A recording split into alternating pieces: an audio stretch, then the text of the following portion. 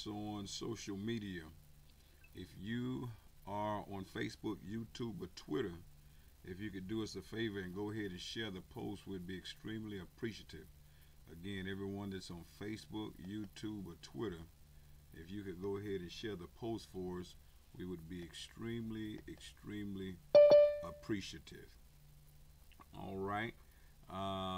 Today, our mental health ministry, we're having a conversation uh, entitled Recognizing Mental Health Symptoms. And, um, and so, as we prepare to get going, again, if you're on Facebook, YouTube, or Twitter, go ahead and share the post for us, and we'll prepare to get going. I want to introduce to you the co-coordinator, one of the coordinators of our mental health ministry, Brother John Parker, very soon to be Dr. John Parker. Uh, John, it's all yours. Okay. Can you hear me okay? Yes, sir. Okay, all right, great. So, a lot of conversations with me about different things, but one of the things I thought about based on just having conversations with some of the youth at the church and in the neighborhood and kind of seeing what's happening, just in terms of the climate in which we're living in post-COVID world.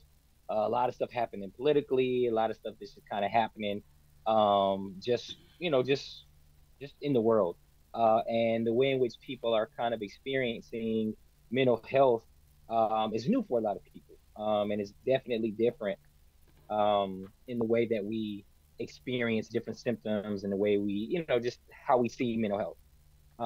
And as we kind of go through the PowerPoint presentation today, just wanted to have everybody in the mindset of, hey, regardless of how you may feel about mental health and psychiatry and psychology and all these different things, there's a place for it. There's a place for it in our lives. There's a place for it in the church. There's a place for it.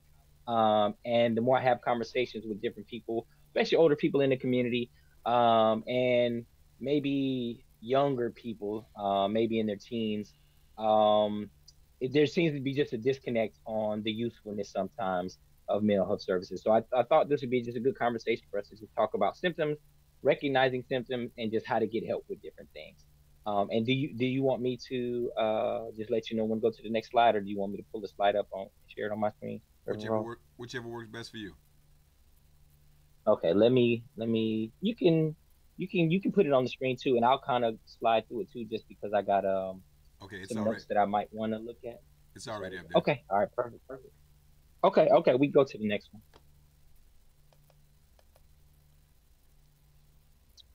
All right. So understanding mental health, mental health is as important as physical health. And oftentimes people will go seek the help they need when the chest hurts, when the back hurts. Like me, I'm finding my back hurt more than it should at my age, but it's happening. I was told the other day I'm not old enough to have a back, but I feel something back there. I don't know what it is, but I feel it. Uh, and so our physical health, we will definitely, most of the times, depending on what it is and how stubborn we may be, we'll go see a doctor when we feel like something's not right. But our mental health is just as important as our physical health, and whether or not we treat our minds the way we treat our bodies can be problematic when we're not doing what we need to do for our mental health. And so understanding that recognizing symptoms of mental health conditions, the earlier the better. It's just like any disease, whether it's heart disease, whether it's blood pressure, whatever, diabetes. There's symptoms that's there, we have to attend to it right away so that we can feel better sooner. And then there's another part that I'm going to talk about briefly on the next slide is just understanding scripture and possible links to mental health concerns. In my training, when I was in school, I went to we'll say religious school, maybe Christian school, depending on who you ask. And there was a divide in the church for a long time between psychology and just Christian thought. And most of it came because of the person that's kind of thought of as the father of psychology, Sigmund Freud. He had his own issues. He liked to ski on the mountains, as we say in Oakland. He liked to use drugs. He did wild things with, you know, sexual things, and he had different thoughts on what psychology was. And so, because of his lifestyle and what he was about in the early church, when they tried to adopt psychology as a principle, was kind of anti-psychology because of the person who they credited to starting psychology. But if we look back in history, psychology didn't start with this person. There were psychological principles and understanding the mind was happening on the continent in Africa, way, way, way, way before Sigmund Freud, way before psychology even started. And it was really known as soul care.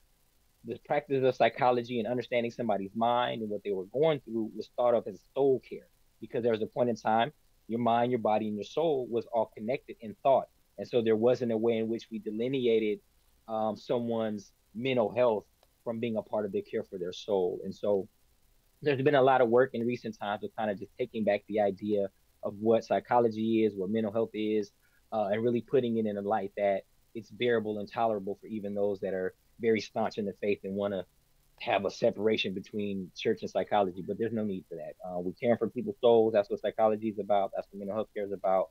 And we're not directly mending souls, but we're attending to souls through psychological care. Um, and That's pretty much that's it for that. Any questions so far about anything? Anybody want to stop me and say that we need to take psychology out of the church and stop dealing with mental health stuff? I'm happy to have that conversation too. Yeah, yeah, I like the way you phrase it. Not mending, but attending to souls. I like that. Yes, sir. Yes, sir. Okay. All right. We can go to the next slide.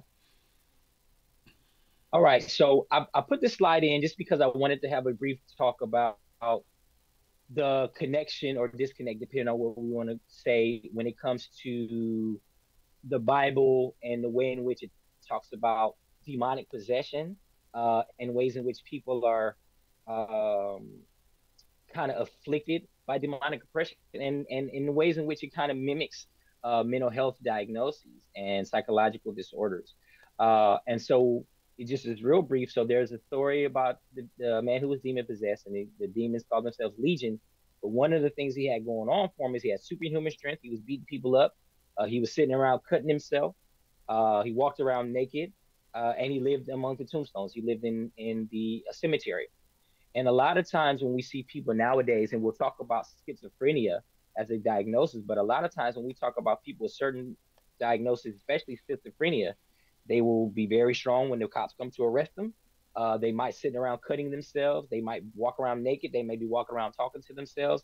They may be homeless and disheveled, and they might actually live in areas that people don't want to live in, like cemeteries and things of that nature. And so oftentimes what will happen is you'll have people that are very religious, and they will see people's diagnosis and the way in which psychology is affecting them as something that could be demonic possession. It could be oppression by the devil, but there also is a chance that this is something that might be going on inside their brain, something that's going on with their mind, and it may be something that could be helped with medication. And now, I'm not the advocate for medication all the time, but I just wanted to bring that to the forefront of the conversation, that oftentimes we may, because of how we interpret scripture and how we see the Bible, we may not appreciate the advancements that God has given man and given us the wisdom on how to handle people when they're suffering with mental health issues, because we might just say, well, that's the devil. They've been oppressed by the devil, and so on and so forth. But we want to make sure that we understand that there is room to understand demonic oppression, and when somebody may be actually, under the influence of demonic oppression, or actually possessed, but there's also ways in which people can display mental health conditions that may mimic that. Does that make sense? Am I clear on that? Yes. Yeah. And again, I mentioned that because there's sometimes the disconnect when people, and again, their understanding of scripture, and so they don't want to deal with and manage mental health stuff because they just see it as some boogeyman. And King David is another character in the Bible who often and through the Psalms writes about things that may be seen as depression or hopelessness, or him losing his faith, or God, where are you? And him kind of dealing with what we would see now as like depression or maybe even anxiety. And I just put the scripture up in Psalm 6 and 6, where he's just talking about, I'm worn out from my groaning all night long. I flood my bed with weeping and drench my couch with tears. And in this particular scripture in Psalm 6, he starts off with talk about, Lord, please don't rebuke me in your anger, discipline me in your wrath, have mercy on me. And so when you look at that totality of that Psalm 6, he's talking about just having this feeling of God not being with him, of him wanting God to have mercy on him. He's faint. He's looking for the Lord to heal him. He's in anguish. He's having all of these feelings that we can kind of look at today when somebody's suffering with depression or somebody's having anxiety issues or they're feeling hopeless, and it kind of coincides with somebody that's kind of just, like David in this situation, maybe not all day, every day in this oppressed state of mind, but he's having feelings of hopelessness that we would kind of be able to look at through the lens of like depression or different things of that nature. Um, and in Jonah, Jonah's story, God says, go tell these people the good news. Jonah's like, I don't want to do it. They're our enemies. I hate these people. And he tries to run off, get swallowed by a whale, and all these different things. But in this particular verse, Jonah is so caught up in this idea of not feeling as if he wants to do what God is asking him to do, that he's literally saying in this verse in verse 3, now Lord, take away my life, for it's better for me to die than to live. Now again, this may not be a direct relation to him saying he wants to kill himself, but he is saying that, hey, because he doesn't want to do this thing and what he's God is asking him to do, he doesn't want to live. And the full concept text of this is God has provided for Jonah to be able to have nourishment, to be able to have shade during the day, and all these different things are going on. And when God takes those things away from him, he's kind of realizing that, hey, he's relying upon the Lord for his provision. But again, he wants to die because he just doesn't want to do this thing that God has called for him to do. And he ends in this verse 9 to think, I'm so angry, I wish I were dead. So I put this out there because I often see people who may not necessarily want to die, may not want to commit suicide, but because of the way they're feeling and the substance of the circumstance that they're going through, they would rather not be on earth. And sometimes they ask the Lord to take them out, or they may swallow a bottle of pills, or they might do something that's, driving crazy in traffic or doing something that, could lead to them losing their life. But I just say that to say that the scripture does address these things, and it may not be as cut and dry as someone committing suicide or this or that, the other thing, but the Bible does reference and give us examples of people who are depressed, who may seem destitute, who may seem hopeless, who want to end their life. And so we have a responsibility, I believe, as a church and as people to understand what mental health stuff can look like, what psychological disorders could look like, and when people are suffering mental anguish, how we can kind of see the symptoms and address those things. Any questions, any thoughts? Yeah, and I can see the two working together because in our faith we definitely believe that um, we we first approach issues with prayer, but following prayer, prayer alone is not really practical. Following prayer, there has to be support and a developing of discipline and things like that. I can pray if I have like extremely bad eating habits. I can pray that God kind of do something about my eating habits and my appetite. But once I pray and God begins to minister to that and help me with that, there does have to be some type of discipline and some type of education on as it relates to it also. And so I can see how the two can work together. Yeah, there might be evil forces or evil spirits that push us in a certain direction, but just getting the evil spirits out. There's a scripture in the Bible that talked about. It said that when it talked about this man that cast the evil spirits out. But if he doesn't fill that house up, if he leaves that house empty, that they came back seven worse than the first, 7 times worse than the first. And so the idea is, yeah, yes, God can deal with the spiritual portion that causes the collapse or causes the failure. But there has to be a feeling of whether it's information training, developing discipline. There has to be something put in us, and so I can see how the two can work together. So 100%. And that's what we're about. I mean, we want to make sure, again, soul care, that we're dealing with mind, body, and soul, and making sure that we don't leave any stone unturned. And I'm with you 100%. Prayer is a wonderful thing. Understanding the scriptures is one thing. Applying that to our life is a wonderful thing. But we also have to have practical stuff that God has shown man how to deal with certain issues. And I'm not necessarily talking about medicine, but I'm just saying things that we can do, things that we can practice, ways in which we can go about living our lives that can relieve us when we're dealing with mental discomfort or even psychological disorders. Yeah, Okay, we can slide to the. I think even when it comes to prayer, I think we should pray about, you know, who we go to as it relates to Mm-hmm, the mental health therapist. Because people have different mm-hmm, techniques, people have different ideas of how they feel that they can mm-hmm, help you. Um, and I don't think just because someone has the title of a mental health therapist that they're good for everyone. And so I think we even involve prayer in saying, God, I know that I'm going to need some, coaching, support, development of discipline, everything else, attending to. Can you lead me in the right direction of the person that I'll trust to provide that care? In the same way that we seek out people that are serve our best interests as it relates to education or health care as it relates to a medical doctor. And so I see it all tying together. The prayer is still necessary because you don't just want anybody giving you advice, because they might give you advice, but it might tear you up spiritually. And so you don't want someone that's going to destroy your spiritual foundation when you kind of make yourselves vulnerable before them for help and assistance.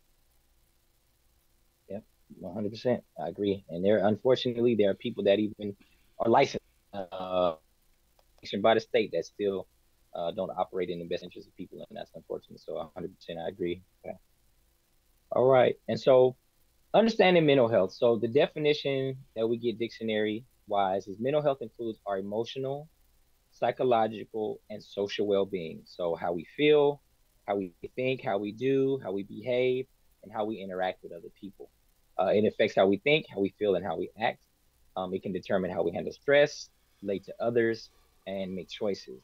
And the thing about mental health, it is oftentimes we can, if we have an injury, say for instance, again talking about back, say my back hurts, but I can press through certain things, and I can lift the baby up, I can maybe climb on the ladder and bang on the roof, I can maybe work on my car, I can maybe walk to the store, but without dealing with the actual issues that's related to my back pain, it's going to be there. It's going to keep nagging me, and it's going to affect other areas of my life.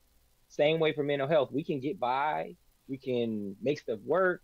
We can ignore our tears. We can ignore our pain, and we can push through it.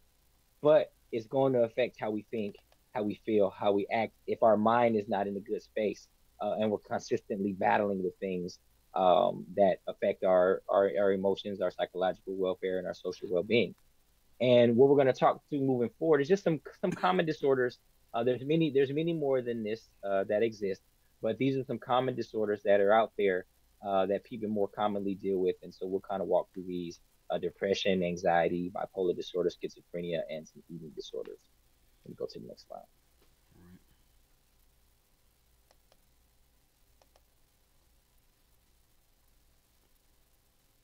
All right. And so, in general, when we talk about symptoms, if you got a flu, runny nose, headache, chills, cough, those are the things. And so when we're talking about mental health, there are some general symptoms that also exist when we're talking about someone having mental health concerns. So on an emotional level, if you notice yourself or somebody just having long lasting sadness or mood swings that are just kind of like uncontrollable, or it just happens, or somebody may do something real small and you might just explode, and the way you respond to that thing doesn't necessarily match the thing that happened. Like, hey, my baby can step on my foot, and if I'm ready to yell and fuss and cuss at my baby, who probably doesn't even hurt me when I step on my foot, something else is going on in the background that's having my mood swing like that. Again, or persistent sadness that you just can't seem to shake. Overwhelming anxiety or fear that's just constantly a part of your life. irritable for extended periods. It's one thing to be upset or frustrated, for a little while when something happens, but when you're just irritable for a long period of time without any unexplained issue, there could be some emotional things going on. Those are some symptoms there. And then, of course, thoughts of suicide. And behavioral symptoms, as in the way we behave. We may withdraw from social activities, kind of want to be out by ourselves and not hang out with people. We may have changes in our eating and our sleeping patterns. We may start neglecting responsibilities, and we might increase substance abuse. And so that one's a thin line because oftentimes people are like, oh, well, I'm gonna have a drink before I go to sleep, or I'm gonna do this, or I'm gonna do that. And it's like, okay, if that's your thing, but if you notice you're having a drink every night before you go to sleep, and then now you're drinking at 2 p.m. and now you're drinking on the job. There's things that our body is telling us, our behavior is telling us, like, hey, we're not handling things that we think we in the way in which we should. And although we can clearly point to drugs and alcohol as a thing, that can also become eating. We can also overeat. We can also have other substances that we start to abuse, that aren't on the no list that we need to be mindful of. But oftentimes we don't pay attention to that because nobody's going to say you're eating too many cheeseburgers, and attributed that to your mental health. They're just going to be like, oh, well, maybe you should slow down because of your heart, or I don't know, some other type of disease that may come on from overeating. But there's other things out there besides drugs and alcohol that can become abuse, that we can abuse. And then physical symptoms: unexplained aches and pains, low energy, or always tired. And you can also have digestive problems that don't improve with treatments. I've seen people have ulcers and all kind of stuff going on, irritable bowel syndrome, and different things that happen because they're under stress or feeling anxious about something, and they don't get it addressed, and it can kind of worsen and become something else. Any questions there? Yes, sir. Okay, all right. We can move on to depression. And so depression is a mixed bag, because there's a lot of different layers and there's different levels, and they can be mild, it can be medium, it can be severe. But the biggest thing to think about when we're thinking about depression is just really understanding what the symptoms look like. And so persistent sadness or emptiness, again, being sad every so often, or just feeling like something's missing, that's one thing. But when it goes on for weeks, for months, and sometimes for years, that's not a normal part of life, and that's not how God intended us to live. We can have grief about things, and we can, be have emotions about things, but when this thing is persistent, you heard of Eeyore? You remember Eeyore from Winnie the Pooh? Yeah. That guy was just Eeyore. What was me? That was his life. He was just always just sad. And when I think about depression, I kind of point people in the direction of Eeyore. Like it was, I don't think I've ever seen an episode or read a book of Winnie the Pooh where Eeyore was happy. He was just not happy at all ever. And so that's kind of where, when that is our lifestyle, when that's going on, we need to check in with that. Um, and then loss of interest in activities once enjoyed. If you notice yourself or someone else is like, man, we're you know John used to play softball every season. He was always doing this. We are always doing that. Man, where you been? What's going on? When you see people, or even with yourself, when you just don't have interest in anything that excited you or that brought you joy, or activities that were actually fun for you, that's something to be mindful of checking in. Changes in appetite or weight, again, swings on the one end or the other, losing weight, gaining weight, losing weight, gaining weight, or just not having an appetite at all, can be a symptom of depression. Having sleep disturbances, whether you're not sleeping well, tossing and turning, having bad dreams, that can be a sign of depression. And then difficulty concentrating, when you just seem like you're in a fog all the time, and you just can't make sense of what's happening, and you're having difficulty focusing on things, that can also be a sign of depression. It'll impact.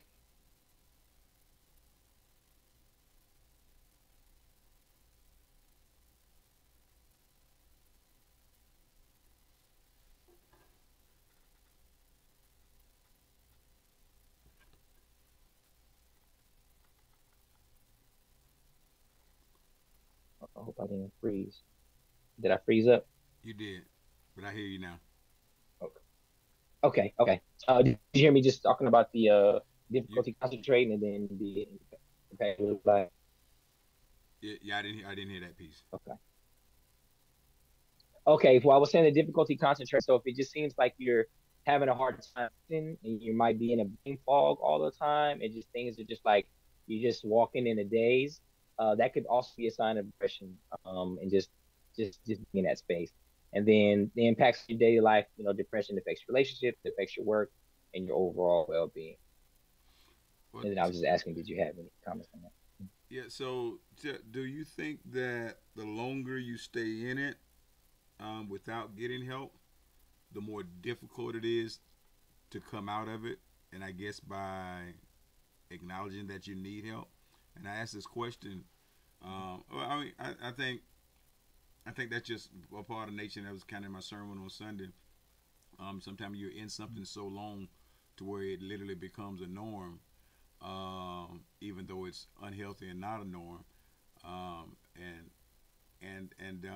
but I have a cousin that we were like extremely close coming up. It's a bunch of us, and we were all extremely close. And then when this cousin went off to college, extremely smart, went off to college and got different levels of degrees. But I started noticing that cousin kind of withdrawing from some people, that were closer family members to her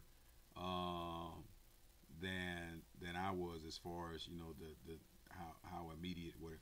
And so I would hear her kind of not really connecting to them, but we still always had a relationship, never had a falling out, and then and still never had a falling out.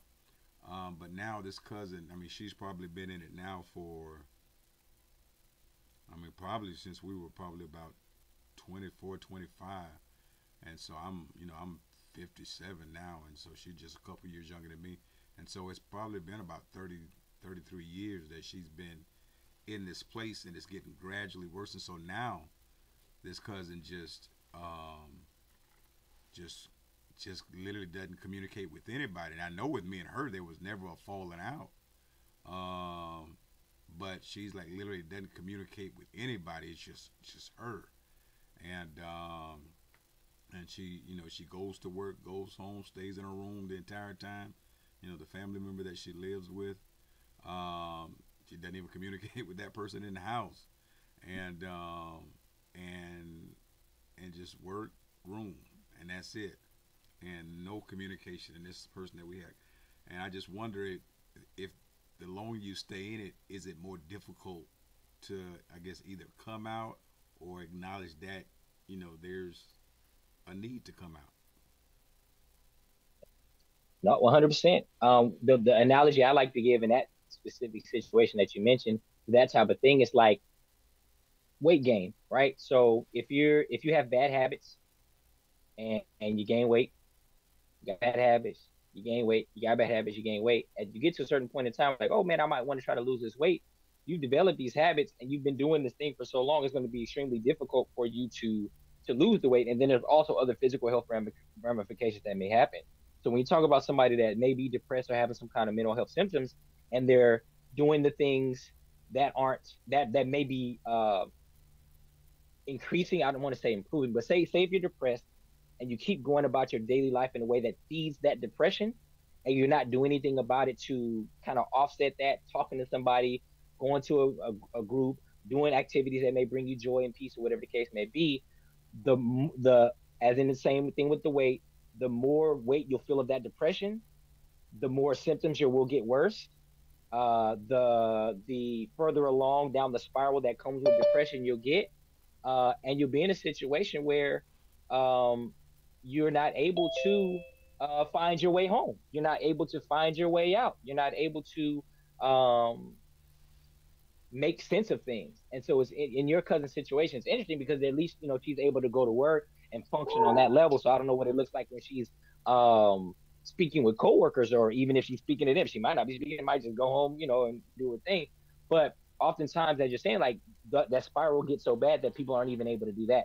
They just locked in their room. They're just like comatose. They're just there, and they're a shell of what they used to be. And so yes, 100%. The more that you allow that thing to go on, again, just like any health thing, again, weight gain, cholesterol levels, whatever. If you're not attending to that thing, the harder it is going to be to right set that, to get that right, and the harder it is going to be for you to come out of that thing. And it's kind of the way it works. It's kind of like it's a negative loop, a negative feedback cycle. The longer you're in it, the longer you're depressed, the longer you're doing the things in your life that are making you depressed, or the longer you're not facing the things that you can change to feel better, the harder it is going to be for you coming out of that. You know, and I think a lot of people don't recognize, and they feel like, or they might think that's what their life is, and that's how that should be. And I talk to a lot of people that feel like, well, this is just life, and this is the way it is, and I'm gonna just deal with it. Like maybe it's not. Maybe that's not life. Maybe that's not how it should be. But if you don't seek the help or try to do something about it, that's what your life is going to be. You know. Mm-hmm. Um, all right. And so with anxiety disorders, they're different from depression, and it's kind of like how it sounds. So the symptoms of different anxiety disorders are excessive worry or fear. Again, it's normal to have a certain amount of worry and to be fearful of certain things, or to have a fear for things that you approach it with respect. But being excessively worried or having constant fear, symptoms of anxiety potentially. Restlessness or feeling on edge. So if you're always in a state where you're just like, what's going on? You're nervous, like what's happening? Like, you just can't sit still. There's something that you're just waiting for the other shoe to drop, and you're just restless. That could be, again, that can happen when you're nervous. Say you get into a job interview and you're sitting in the waiting room to kind of feel that restlessness, or you're on the edge. But having that be a part of your life consistently could potentially be a sign or symptom of anxiety. Rapid heart rate, if you just find your heart beating fast randomly for no reason, or your breathing is erratic or sporadic or weird, all just consistently for no reason, potentially a symptom of anxiety. Difficulty concentrating, just like with depression, if you just can't get yourself together. And then irritability, when you're just consistently irritable, that's could be a sign of anxiety disorder.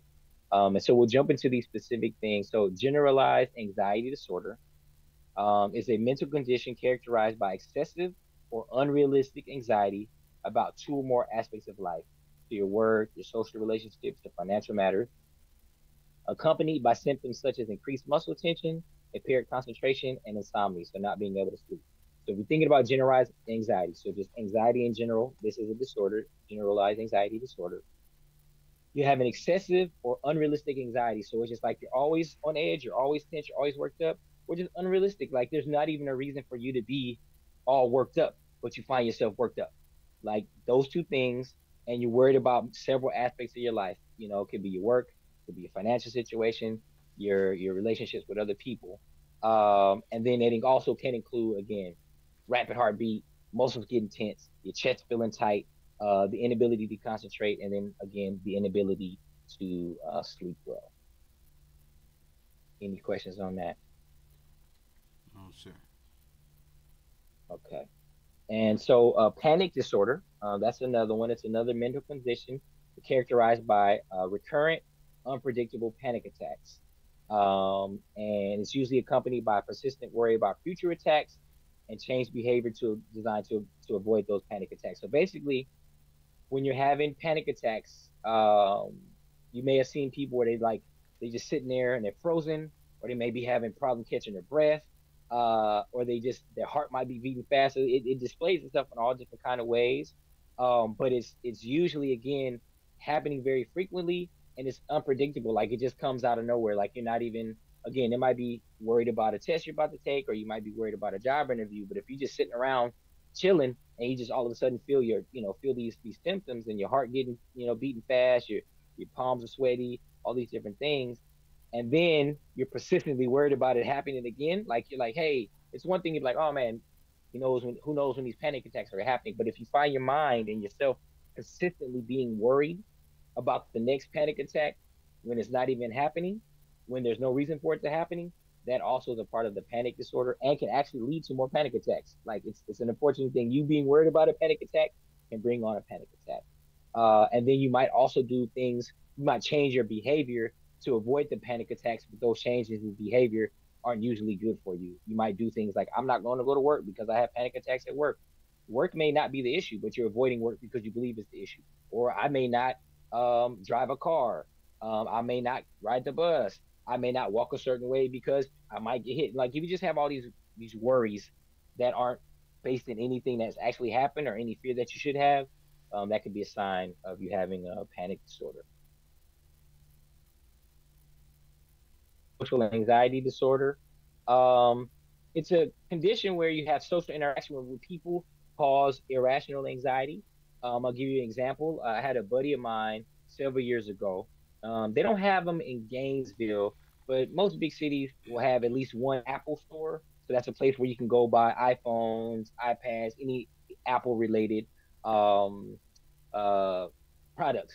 And those places are usually busy. It's like people all over the place, people getting help, people sitting down, somebody's fussing, somebody mad. It's a lot of stuff happening. So my boy needs to get his phone fixed.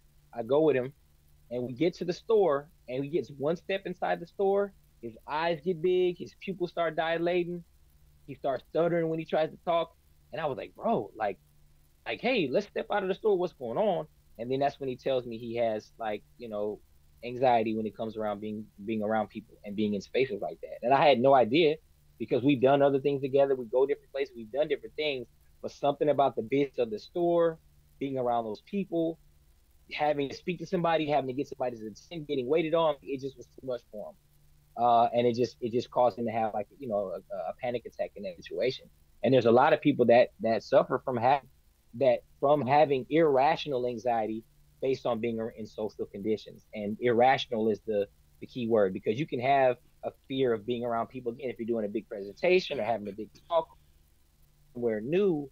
But if it's irrational and it's just you just stepping inside a store and just it's just too much for you, that could be a sign of social anxiety disorder.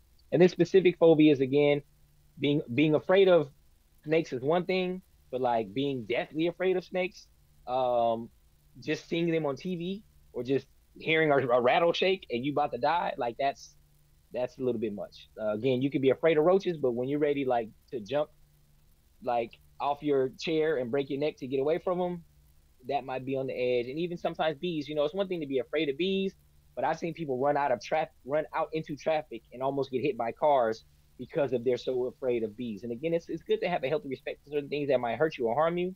But when you're willing to risk your life and to jump into traffic to avoid something because you're afraid of it, then we kind of talk about phobias. And there's different techniques and things that people do to kind of get over their phobias.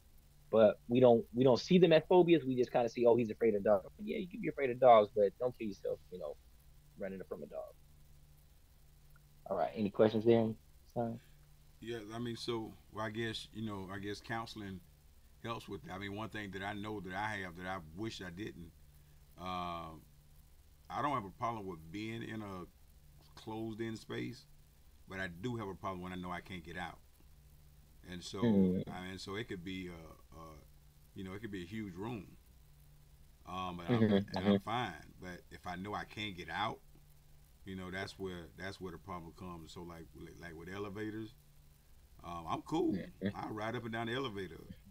But if something happened to where that door don't open up, um, I mean it's happened before, and I just have to just kind of sit down and close my eyes, Mm-hmm. because just something crazy goes on my head. I was fine as long as I knew it was moving and we were gonna open.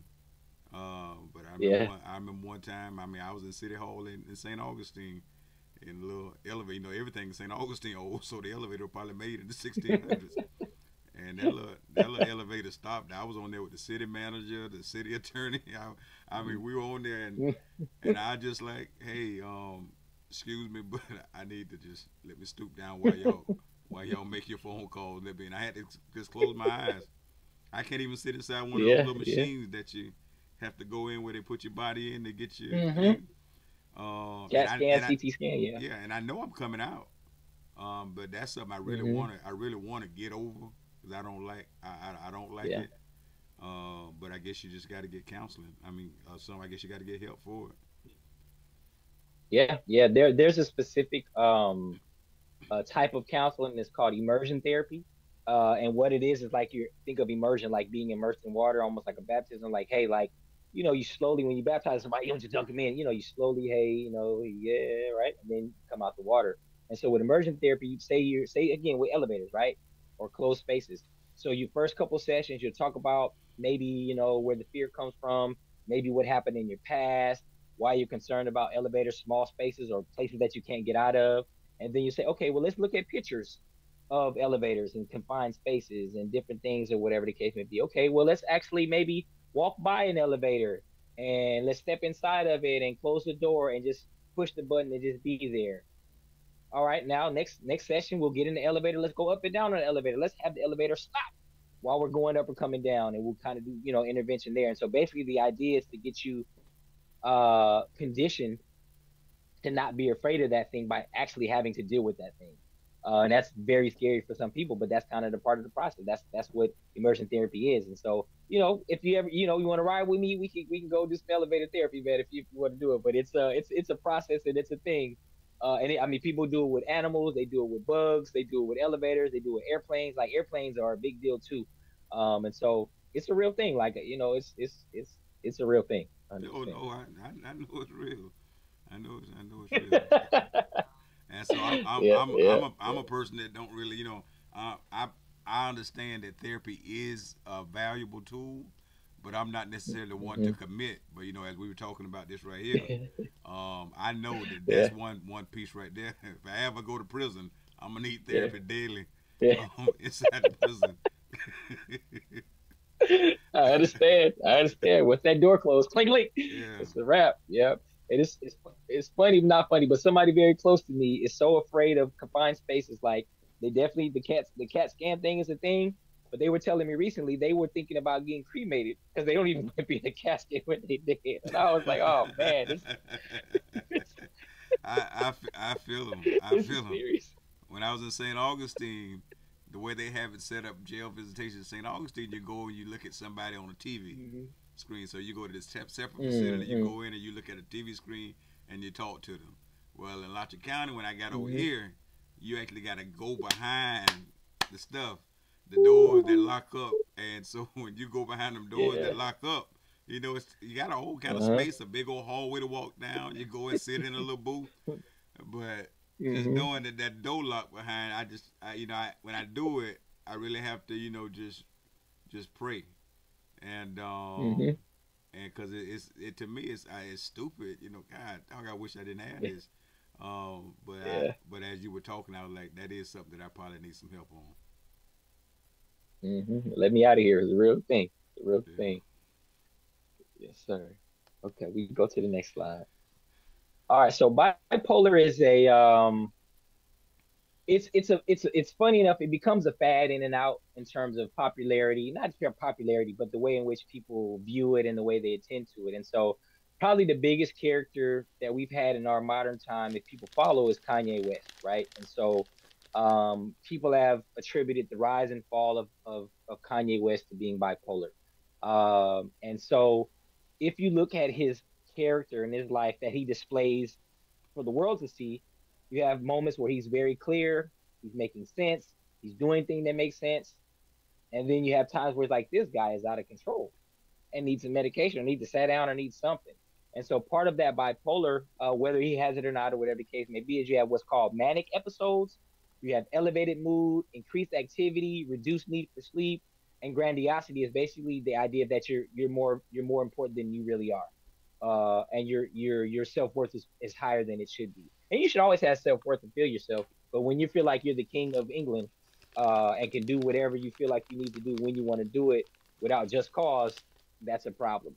And so you have the other end. So it's like manic episodes on one end where you're spending all your money, you're getting tattoos on your face, you're just active and all over the thing. You're just doing things that don't make sense, not sleeping. And then the depressive side, which is bipolar, two polars, the other opposite end, persistent sadness, fatigue, thoughts of death or suicide. And so you see somebody that goes to this place where they're just really dark, they're really sad, they thinking about killing themselves, they may attempt to kill themselves, and that's kind of the two ends of bipolar. There's no real middle point. And that's when it's called on the differentiation mania and depression. So you mania and depression, and you just see people that just live in that world when they're not medicated, when they're not doing therapy, when they're not doing certain things. They just live in this world. Either they're just real active and doing crazy stuff, quote unquote crazy stuff, or they just real sad and they kind of just stuck in that place. Any questions on that? Any thoughts on that? So I guess people develop coping mechanisms, when they're dealing with this stuff right here. When I was thinking about the stuff that we were talking about that I struggle with, um, the way that I cope with it is try to go to sleep.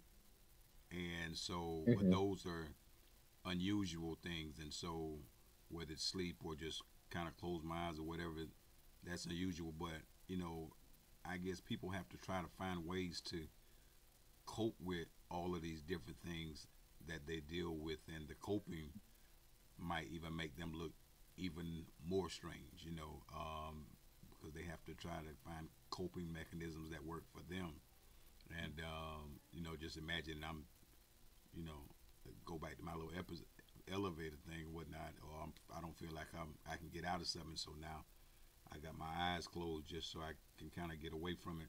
Where people might look at me like I'm weird, but there's some things that people deal with on a regular basis. The things that you're talking about is not an elevator getting stuck or prison doors getting closed behind you, but these are things they deal with daily, and they might have some coping mechanisms that they do that work for them.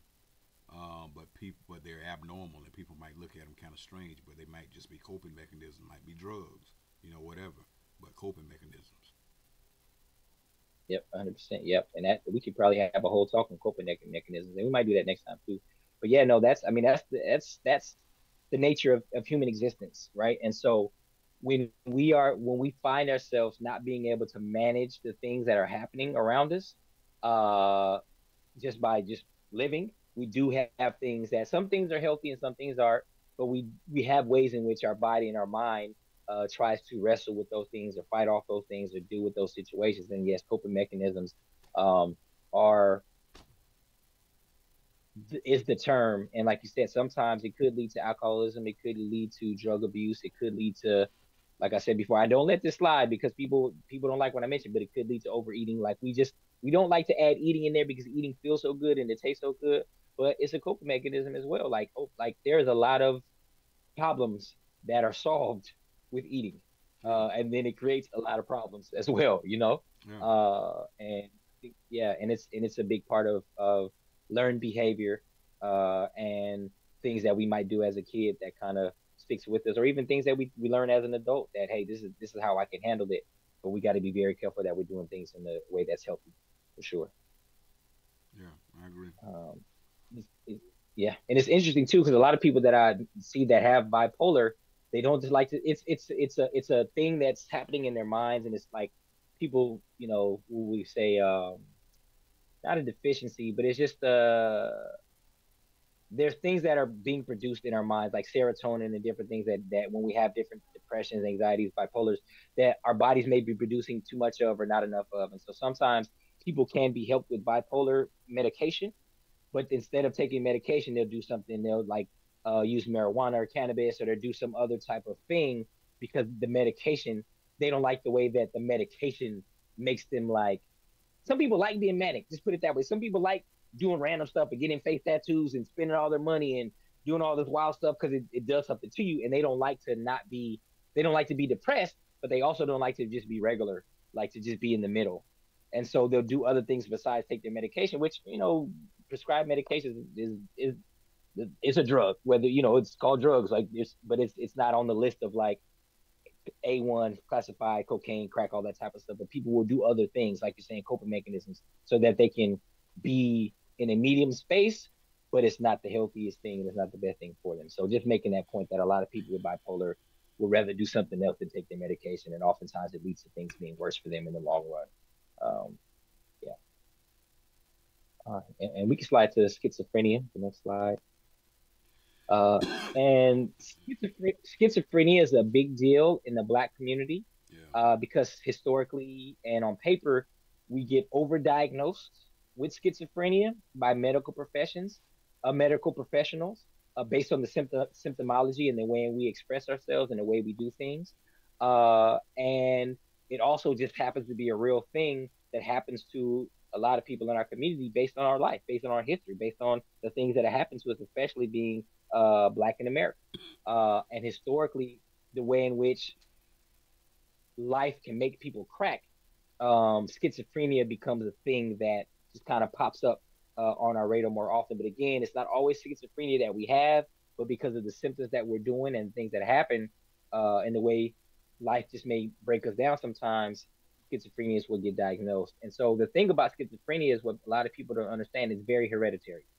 Like schizophrenia it's in the bloodline.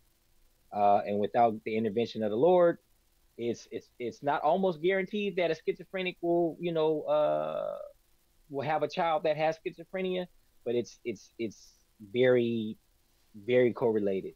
And oftentimes schizophrenia gets first diagnosed around college age, 18, 19, 20, because that's when life stressors kind of happen. So schizophrenia breaks a person at a point in time where they're dealing with some life issues that may be different, that may be new, that may be overwhelming for them. And it's just like turning on the light switch. Schizophrenia just kicks off in that moment. And they have a thing called early onset schizophrenia where you can be diagnosed maybe 14, 15 years old, but generally it happens after 18, college age years, and it's started by some specific stressor that happens. And so I know one particular gentleman I was working with, he was in his early 20s, and he was from the islands. I forget what island he was from, but he went to school in Canada for some reason. And while in school in Canada, he just said he was under a lot of stress. He hooked up with this religious organization that may have been a cult, and it just the pressure of school and what was happening in the cult broke him. And that's when him and even his parents and his family, when I met with him, said that the onset of schizophrenia kind of kicked in. And these are kind of the symptoms thereof when you're having hallucinations, when you're having delusions about things, when you're having disorganized thinking, when you're having reduced social engagement, or you're having impaired functioning, like you just can't function like you normally could or normally should. And again, um, oftentimes for Black Americans, we may go into a hospital or an emergency room situation because life has had something happen and we just may be just broken in that moment.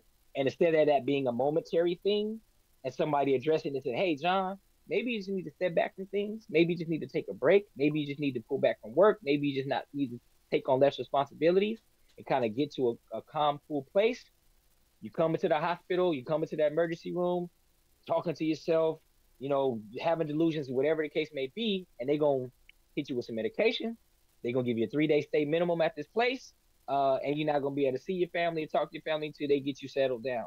And again, unfortunately, because we allow, like you said, conditions to go on for so long or things to happen for so long, when we finally break, it can look like schizophrenia.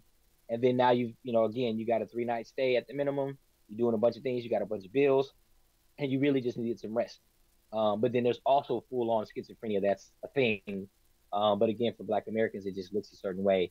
And again, it's just a reminder to like, hey, if it's not genetically, if it's not in your bloodline, and you feel yourself being overwhelmed, overworked, or whatever, you can fall into a place where these symptoms that are listed here um, can become problematic. And then early intervention and early detection can improve outcomes because it's not something that has to be debilitating for your life.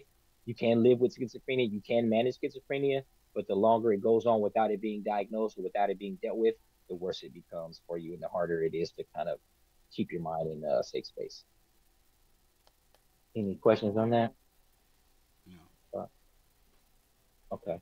We'll kind of go through these last few slides kind of quickly. So eating disorders, um, oftentimes certain eating disorders are very in our face and some aren't. So we think about symptoms. So if somebody has a preoccupation with their weight, with food, with the type of food they eat, with how much food they eat in their body shape, that can be a symptom of an eating disorder. Extreme dietary restrictions or binge eating, so you don't eat nothing or you eat everything, can be a symptom. And then purging behaviors, vomiting, excessive exercise, trying to get rid of the food that you put in your body, either through vomiting or just over exercising, can also be a symptom. And that those play into these disorders here. So anorexia nervosa is an eating disorder that causes people to obsess about weight and what they eat. Anorexia is characterized by distorted body image with the unwarranted fear of being overweight. So someone could literally be 120 pounds, be suffering with anorexia. Their ribs are showing, their cheeks are sunken in, their collarbones are showing, and they still feel like they're fat or they're overweight or they have a problem. It's a mental disorder. And symptoms may include trying to maintain below normal body weight through starvation or too much exercise. And medical treatment may be needed to restore normal weight. And of course, talk therapy and different things to help with self esteem and behavior changes can address anorexia nervosa. And on the other end of that, bulimia nervosa is a type of eating disorder in which a person regularly eats excessive amounts of food. That's called binge eating, and then attempts to eliminate or purge, which is like throwing up, and which are the consequences to avoid the consequences of overeating, or sometimes by vomiting as well. Or they may take laxatives, they may take diuretics, they may fast often and unnecessarily, and they may also over exercise or whatever. And so that cycle is called binging and purging. Eat, purge, purge, purge, purge, purge, purge, purge. And so again, the purging may be taking pills, diet pills, laxative pills, diuretics, or just exercise. And then binge eating disorder is chronic compulsive overeating, eating. Like you see these people on a TV show like My 800-Pound Life, where they just eating with no consequence, or with no, like, without seeing that they're 800 pounds or whatever. You don't have to be 800 pounds, but you can, you just overweight, and you're still eating, and you don't have a way in which to stop that. And those are the kind of three types of eating disorders. Any questions there? Yeah, so I guess sometimes it's probably difficult for, I guess, the family members of people that have these disorders. They probably need help too, because I see sometimes to where the family members, because of or maybe a misguided empathy or compassion, may enable um, for whatever reasons. And so I think it's probably not just the person that's going through the disorder, but the people that have to live with the people with disorder um, probably need assistance on Yeah. how to help and not hurt. Yes, 100%, 100%. And it starts off as subtle things like, get that baby some cake. And then when you know that baby don't need no cake, and then it becomes a habit. And this is maybe talking about the binge eating or the compulsive overeating with the binge eating disorder. But then also the other side of that. Now you didn't gave that boy, you gave that little girl all this cake, cake, cake, cake, cake. Now they get to high school and they get bullied, or they get to a certain place where they feel their weight is wrong, either one way or the other, too much or too little. And now they see themselves in a way that they shouldn't. And then especially now with the culture, you have these people that have plastic surgery that are becoming the standard of what a body type should look like. And so now you have all these black young girls in high school that are trying to binge and purge and taking diuretics and doing all these different things that have a body that looks like a Kardashian. When the Kardashians, they're having surgery. Like their body look, and I'm not trying to say the Kardashians, but the idea is that this image that we see on TV and screens and TikToks and social media of what a body should look like is a fake body.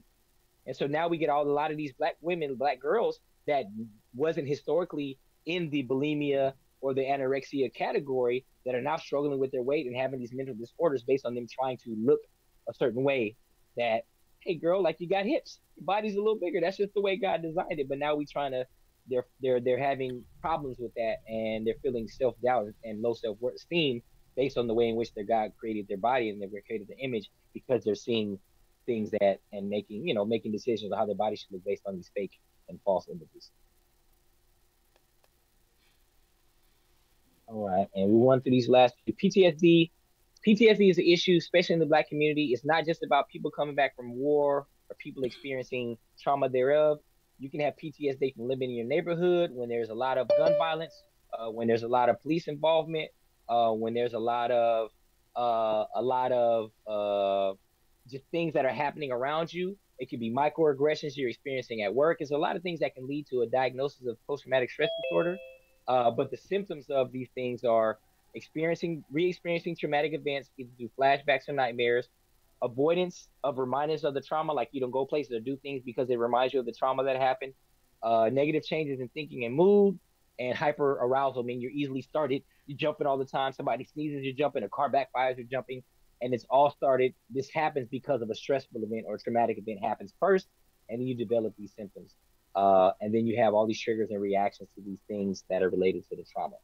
And again, you don't have to be a war veteran. It can happen to everyday people, just depending on what kind of trauma they experience. It could be sexual violence. It could be sexual assault. It could be getting beat up. It could be seeing somebody else get beat up. It could be seeing somebody else get shot. It could be being shot yourself.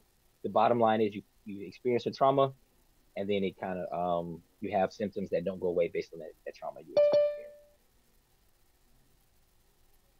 Right. And then we can make this the last slide for time's sake. Um, all right. And so seeking help is kind of, we'll probably have to do another talk on this, but the idea is seeking help early, seeking help often. You don't have to be in a dire position to get help, especially seeing a counselor. You can see a counselor when everything is going well. The point and the idea is making sure that you're just getting the help you need as early as possible.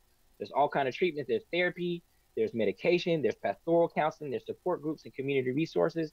And we have here on the slide, when if you're watching this or watching it on YouTube, here's some resources for you that you can have, helplines that you can kind of reach out to. They have text helplines, they have call helplines, they have anonymous helplines. There's all kinds of stuff you can do to seek the treatment. But again, get the treatment, seek the treatment, get the help as early as possible. And for real, the last slide, the last slide is just making sure when you're supporting people with others that may have mental health issues, listen without judgment, encourage them to seek professional help, offer to accompany them to meetings if you can or to appointments, and just make sure you just really care for those people. Educate yourself about their condition. Don't minimize their feelings. Don't pressure them, and don't give unsolicited advice. All right, That's that's it. good stuff. That's good stuff. And so hopefully everybody continue just sharing the post. Be sure that if we know someone that could benefit, somebody that could benefit from this information, just share the link with them. Share the post with them. Let them look at it themselves. And because it's a heavy weight, it's a heavy weight dealing with these issues.